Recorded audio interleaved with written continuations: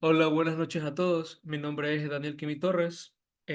Soy estudiante del nocturno séptimo semestre de Paralelo 14 y a continuación les voy a brindar mi exposición acerca del moving o acoso psicológico en el trabajo. Luego vamos a repasar otras definiciones, cómo se les llama al moving.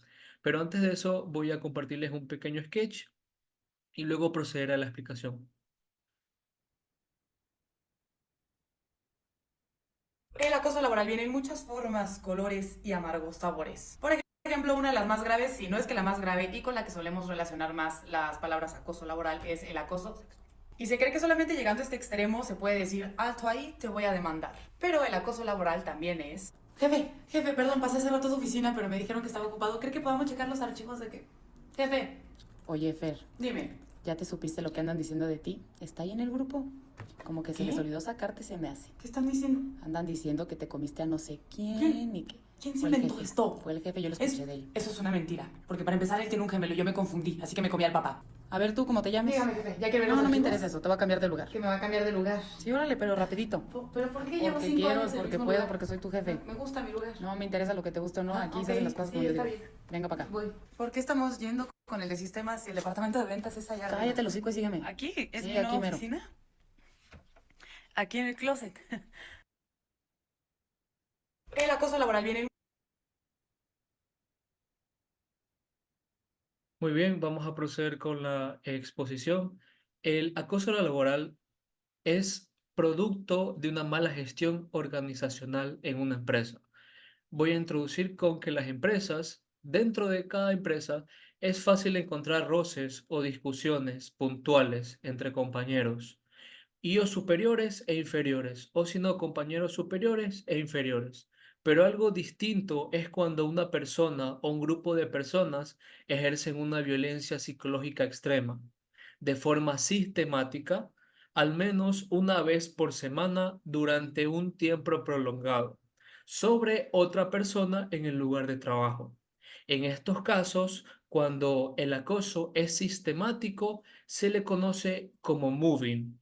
Este término, el que se suele utilizar en el ámbito de la psicología internacional organizacional, que proviene del inglés to move, que significa acosar. En nuestra lengua castellana, los términos utilizados para denominarlos son acoso moral en el trabajo, acoso psicológico en el trabajo, algunos especialistas lo consideran también psicoterror laboral, o si no, hostigamiento psicológico en el trabajo. Varios especialistas coinciden en que la violencia psicológica en el trabajo está alcanzando actualmente niveles de epidemia. Los chistes, los chismes malintencionados o los chismes que no agradan hacia la persona que lo recibe, el vacío comunicacional que se le muestra hacia otro compañero de trabajo o las humillaciones forman parte de este tipo de maltrato. El acoso psicológico o moving, y aunque también afecta al sexo masculino, en mayor porcentaje de víctimas son mujeres. Entonces, el moving es la forma sofisticada de persecución psicológica a un trabajador o trabajadora que sufre en su lugar de trabajo.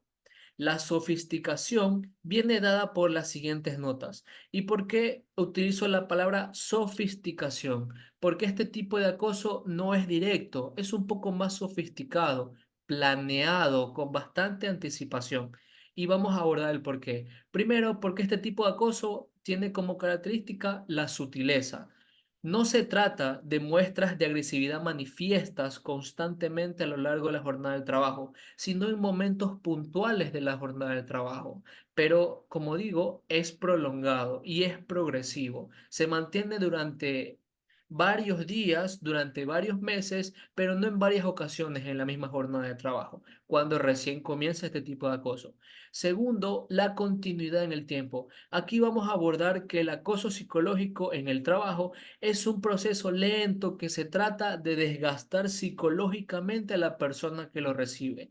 ¿Y por qué significa desgastarla psicológicamente a la persona que lo recibe? Pues vamos al punto 3.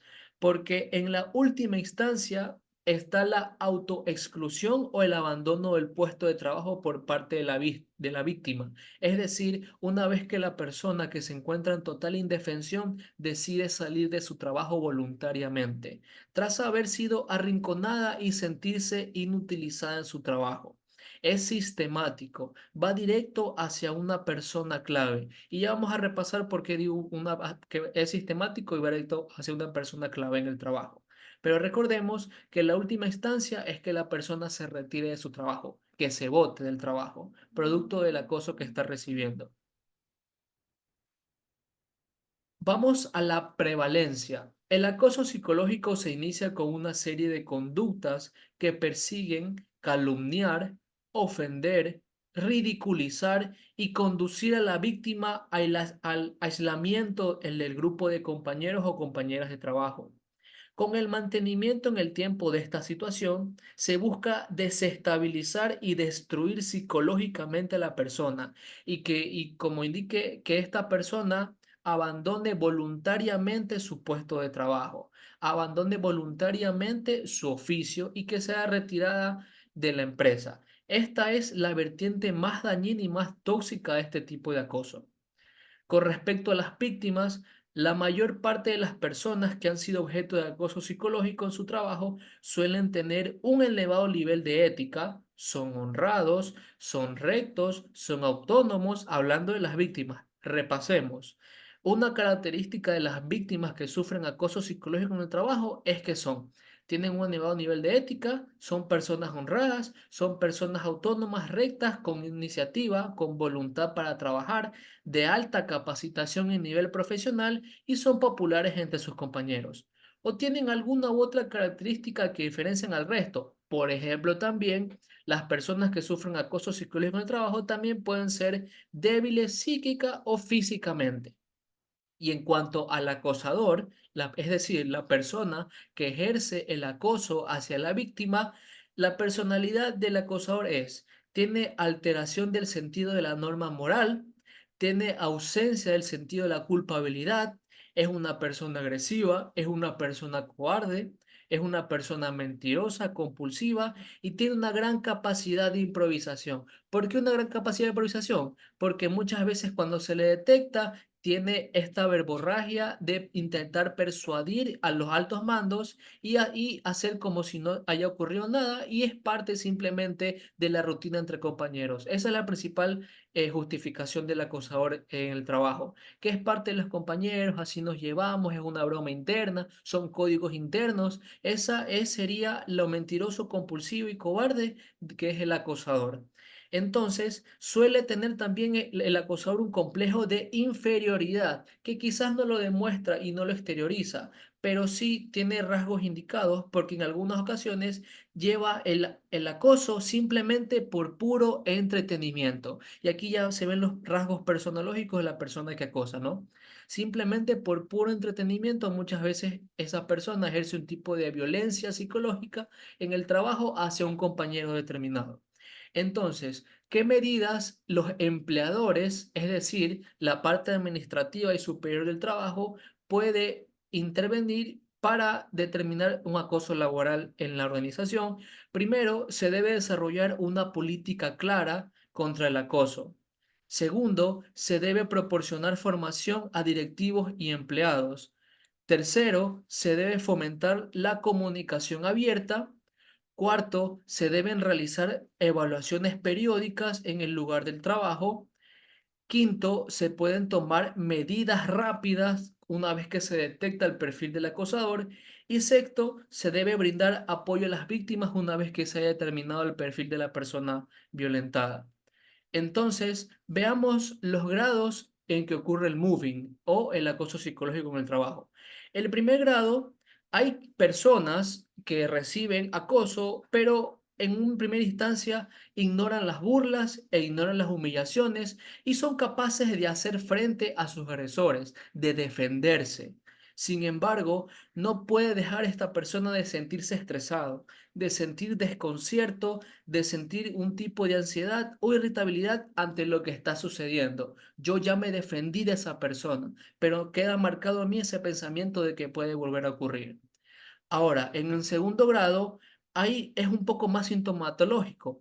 Es decir, existen ya cuando recibe el tipo de acoso prolongado, recordemos que es prolongado y sistemático en los horarios de trabajo, puede existir hipertensión arterial, lesiones en la piel. Muchas personas cuando se estresan se llenan de caspa, se llenan de piel rosácea, empieza a picarles el cuerpo, puede generar alguna tiña. Eso es producto también de la ansiedad y el estrés. Problemas digestivos, colitis, dificultades de atención y de concentración, aumento o pérdida de peso, síntomas depresivos, abuso de sustancias o aparición de fobias. Y en tercer grado, que es la parte más tóxica, diría yo, del moving, son, aquí los síntomas son un poco más agravados. Es decir, depresión severa, ataques de pánico, accidentes en el área laboral producto de la desconcentración que le produce el acoso, conductas agresivas y hasta intento de suicidio. ¿Por qué? Porque se ha determinado en muchos perfiles de los acosadores en el trabajo que el suicidio de la víctima es el mayor triunfo del hostigador. Es grave, pero la verdad es la realidad, lo que sucede en muchas empresas. Repito, el suicidio es el mayor triunfo del hostigador. Entonces, las víctimas pueden sufrir el ataque a través de, primero, desde la vida privada de la víctima, y es muy lamentable cuando se meten con la vida privada de una persona. Entonces, se basa en criticar permanentemente la vida privada de una persona, terror telefónico llevado a cabo por el acosador, y aquí voy a poner un ejemplo muy claro. Muchas veces en los trabajos existen grupos de WhatsApp por determinadas áreas, qué área de logística, qué área de manufactura, en donde siempre está presente un líder de área o el jefe. Entonces, el terror telefónico significa que el acosador no solo lo hace presencialmente el acoso, sino que también ocurre que cuando la persona se equivoca en algo, el hostigador lo remarca en el grupo de WhatsApp. Ah, te equivocaste en esto. Y hace, por supuesto, le hace dar una mala imagen frente a todos sus compañeros que están presentes en el grupo de WhatsApp. Tanto presencialmente como digitalmente, el acosador tiene un perfil así, de hostigamiento. Lo hace quedar mal, le lanza comentarios de doble sentido en el mismo grupo, en los mismos grupos de WhatsApp. También hace parecer estúpida a la persona. Es decir, cuando se le da una orden, eh, el hostigador la hace parecer estúpida frente a los demás compañeros de trabajo. Ese también es un tipo de hostigamiento sistemático. También da a entender que una persona tiene problemas psicológicos. Es decir, no conversen con ella está actuando raro, me pongo el perfil del hostigador. Ella se ve que tiene un problemita, se ve que pasa preocupada, no te juntes con ella. Ese es un perfil de hostigamiento también. Y en un caso más grave, suele hasta reírse de las discapacidades de la persona que está siendo violentada y hasta imitar sus gestos y su voz. Yo sé que suena grave, pero ocurre en algunas empresas y en algunos trabajos también, tanto formales como informales. Entonces, vamos al siguiente punto, a las agresiones verbales. Son los gritos, los insultos cuando el mismo sistema de la organización lo permite, las críticas permanentes al trabajo de la persona, críticas a su manera de trabajar y las amenazas verbales. También los rumores, es decir, hablan mal de la persona a sus espaldas y difunden rumores acerca de la víctima. Entonces, ¿cuáles son las consecuencias? Primero es el miedo acentuado y continuo. Luego está el estado constante de la ansiedad, sentimientos de amenaza y distorsiones cognitivas. Es decir, la persona que es violentada con el acoso psicológico en el trabajo tiende a desconcentrarse, tiende a perder la memoria, tiende a hacer comportamientos sustitutorios. Un ejemplo, está trabajando y ve a la persona que todos los días lo molesta y la hostiga. Simplemente se sale del trabajo, va hacia el bar, va a conversar con otra persona, no por no trabajar, sino por ver a esa persona que no le hace bien a su vida, no le hace bien psicológicamente, que la desgasta constantemente todos los días. Y también, si ya tiene un problema la persona, un problema físico, esto se agravia por enfermedades o trastornos digestivos. Y si no, trastornos psicosomáticos, recordemos la colitis o simplemente malestares estomacales producto de la ansiedad y del terror psicológico que se le está ejerciendo. Entonces, tenemos también el mal clima y ambiente de trabajo, esto es otra consecuencia, la afectación en la calidad y la cantidad de trabajo, las interferencias en los circuitos de información y comunicación, es decir, no se logra comunicar correctamente porque piensa que el hostigador ha conversado con otras personas que piensan de la misma manera que él. Por eso no recurre hacia otras personas para comunicarse y se siente aislada en su trabajo. También tiene un descenso en la creatividad e innovación, se despreocupa por la satisfacción de los clientes, tiene absentismo y bajas laborales, simplemente falta el trabajo para no ver a esa persona.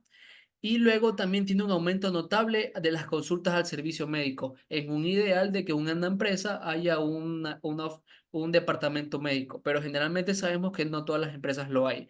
Y también aumenta la posibilidad de accidentes laborales producto de la desconcentración.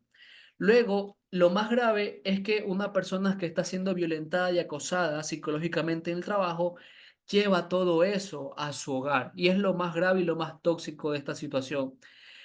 Ocurren malestares en las relaciones familiares, la persona se puede volver agresiva e irritable dentro de su núcleo familiar, puede perder la ilusión e interés por los proyectos que tiene con su familia, puede desplazar o abandonar las responsabilidades y los compromisos familiares, puede desencadenarse en trastornos médicos y psicológicos, tiene una alteración en la afectividad y es más, hasta un descenso en el deseo sexual, que eso ya repercute en un problema de parejas, puede llegar también hasta la separación matrimonial y la pérdida de fuerza en el trabajo. La persona de ser activa en el trabajo tiende a despreocuparse por eso, producto de lo que está viviendo. Entonces, ¿cuáles son las normas a seguir? Primero está la evaluación. Para el correcto diagnóstico de una situación y las personas como psicólogos en una empresa pueden, disculpen, no deben quedarse únicamente en valorar la incidencia o prevalencia del acoso en la empresa, sino que es necesario realizar un análisis causal e integral de la situación que permita conocer el origen del problema y oriente sobre las posibles soluciones.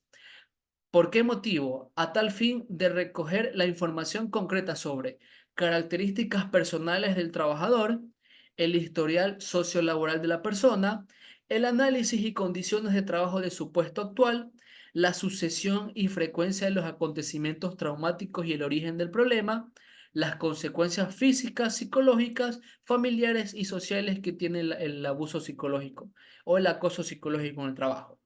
Pero finalmente es importante no solo quedarnos con un instrumento como profesionales de la salud mental, es decir, cuando ocurre un caso de acoso o de riesgo psicosocial en el trabajo, no se recomienda solo utilizar el instrumento proporcionado por el Ministerio del Trabajo, que es el instrumento de evaluación de riesgos psicosociales en espacios laborales.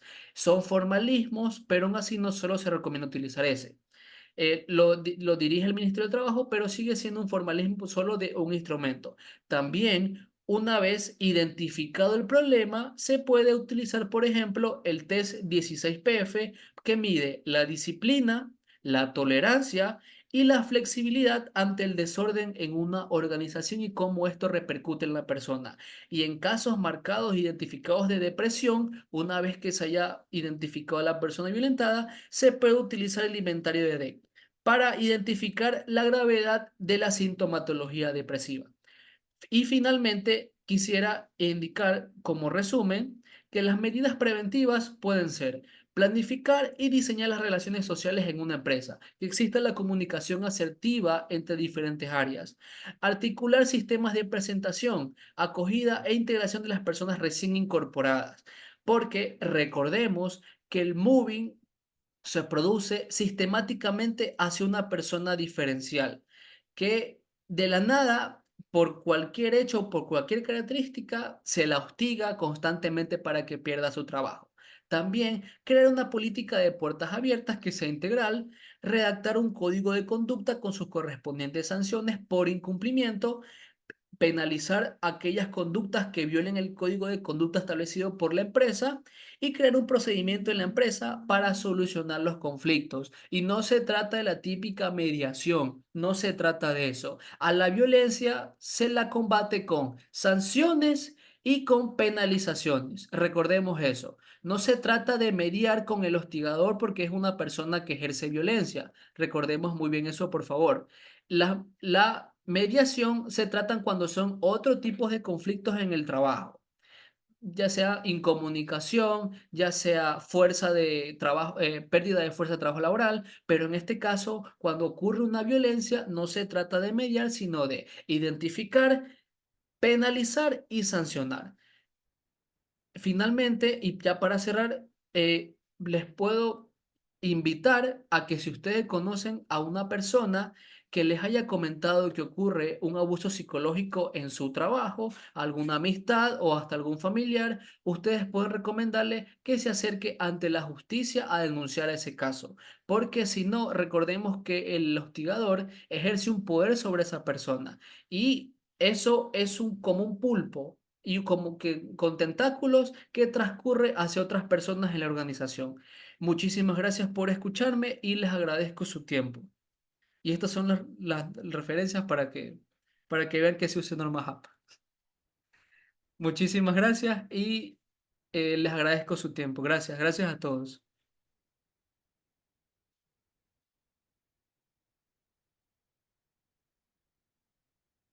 Y ahora no me acuerdo cómo se deja de grabar.